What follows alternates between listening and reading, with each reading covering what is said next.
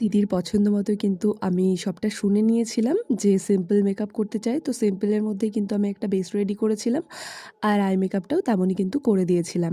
তার পাশাপাশি দিদি যেমন একটা হেয়ারস্টাইল চেয়েছিল ফোন থেকে দেখিয়েছিল সেই টাইপসেরই কিন্তু করে দেওয়ার চেষ্টা করেছি। তবে এই দিদিকে বলছি না, কিন্তু এরকম কিছু কিছু ব্রাইড বা এরকম কিছু কিছু ক্লায়েন্টকে পেয়েছি যারা যেমনটা বলে তেমনটা সাজিয়ে দেওয়ার পরেও তখন সেই মুহূর্তে তাদের ভীষণ ভালো লাগে, তাদের ফ্যামিলিরও ভীষণ ভালো লাগে, কিন্তু পরে গিয়ে না না তোমাকে ফোন করেও বলবে না, তোমাকে হোয়াটসঅ্যাপেও জানাবে না, কিন্তু লোকজনের মুখে দুর্নাম ছড়াতে তারা একেবারে পটু। তারা মনে করে তাদের কাজের ভ্যালু আছে, আমাদের কাজের কোনো ভ্যালুই নেই।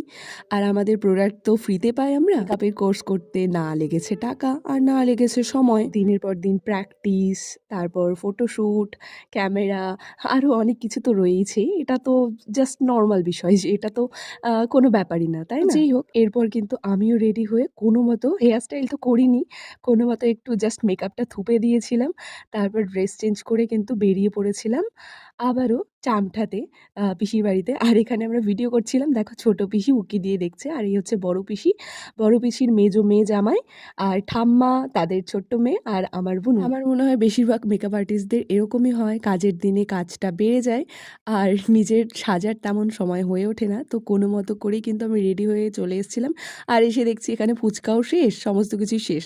তবে কোল্ড ড্রিঙ্কস কিছুটা ছিল, তাই কোল্ড ড্রিঙ্কস নিয়ে নিয়েছিলাম। আর বাবা কিন্তু আমাদের সাথে গেছিলো, কারণ মা আর বোনু বিকেলে চলে গেলেও বাবা কিন্তু যায়নি, বাবার তো হাট ছিল। আর এদিকে দেখছি কিন্তু বিয়েবাড়ি একেবারে কমপ্লিট। বেশিরভাগ বিয়েতে কী হয় বলো তো, সন্ধে ৬টার লগ্ন থাকলেও কিন্তু ওই টাইমে বিয়েটা হয় না, অনেক রাত হয়ে যায়। কিন্তু এখানে আমরা 10টা থেকে 11টার দিকে এসে দেখছি কি বিয়ে কমপ্লিট। তারপর আর কি ডিনার করে কিন্তু আমরা ওই 11টা থেকে 11:30টার মধ্যেই বাড়ি ফিরে আসতে পেরেছিলাম। মানে ভাবা যায়, সাধারণত বিয়ে কমপ্লিট হতেই অন্যান্য জায়গায় 1টা থেকে 2টো বেজে যায়, এখানে কিন্তু অনেক তাড়াতাড়ি সব কিছু হয়ে গেছিলো। আর বেশিরভাগ বিয়েবাড়িতে একটু একটু গণ্ডগোল হয়েই থাকে, এই বিয়েবাড়ি কিন্তু সম্পূর্ণ শান্তি সহকারে সুন্দরভাবে হয়ে গিয়েছিল। তারপর একটা স্কুটিতে বুনু আর বড় পিসি ছিল, একটাতে বাবা মা আর একটাতে আমরা দুজন ছিলাম। তো আজকের মিনি ব্লগটি এই পর্যন্ত, দেখা হচ্ছে পরবর্তী নতুন কোনো ভিডিওতে।